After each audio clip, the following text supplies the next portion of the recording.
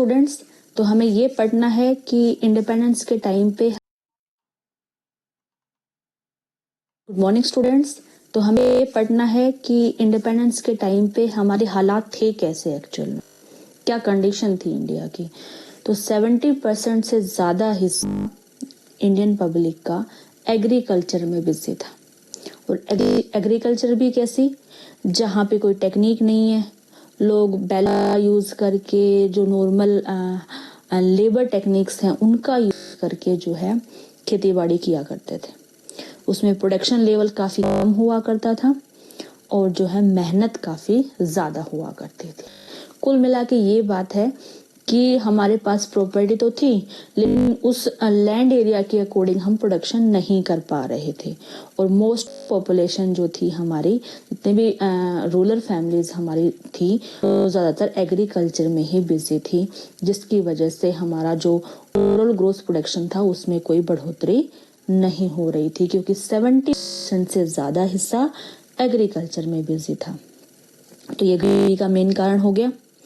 फिर दूसरा आपको क्या बताया आपका कि जो हेल्थ इश्यूज थे लोगों के बीच में वो काफ़ी ज़्यादा थे, यानी कि इंडियन पब्लिक को हाइजीन के बारे में उतनी नॉलेज नहीं थी, अपनी हेल्थ फैसिलिटी के बारे में उतना अच्छा नहीं पता था। जो मोर्टेलिटी रेट था हमारा, जिसको मृत्यु दर हम बोलते हैं, वो काफ़ी ज़्यादा था, हाई था। और ख़ासकर जो छोटे बच्चे होते थे 0 to 5 ईयर्स के एज के बीच में जो बच्चे थे, उनकी डेथ रेट भी काफ़ी ज़्यादा हुआ करती थी। लोग अपनी हेल्थ के बारे में अवेयर नहीं थे और ना ही उनको कुछ ज़्यादा नॉलेज थे इस बारे में। तो उन सब चीज़ों के बारे में भी हमारी पब्लिक को कोई अवेयरनेस नहीं थी, तो हमें वहाँ पे काम करने की काफ़ी ज़्यादा ज़रूरत थी। ठीक है।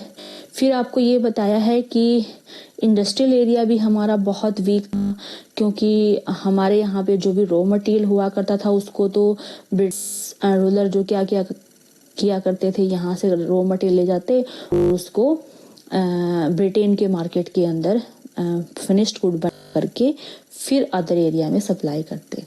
तो हमारे यहाँ पे इंडस्ट्री का डेवलपमेंट भी नहीं हुआ था, ना ही उतनी अच्छी एजुकेशन फैसिलिटी हमारे लोगों को दी गई थी। तो ये मेन प्रॉब्लम थी हमारे, जिसकी वजह से हम आगे बढ़ने में बहुत प्रॉब्लम हमें फेस करनी पड़ी उस टाइम पे। तो उसके लिए कुछ की एस्पेक्ट बनाए गए हैं जो हम नेक्स्ट वीडियो में जो है सुनेंगे, पढ़ेंगे।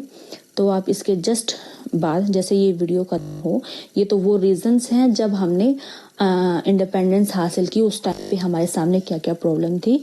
इससे नेक्स्ट वीडियो में आपका क्या रहेगा कि उन प्रॉब्लम्स को दूर करने के लिए हमें क्या क्या चीज़ों पे फोकस करना। ठीक है।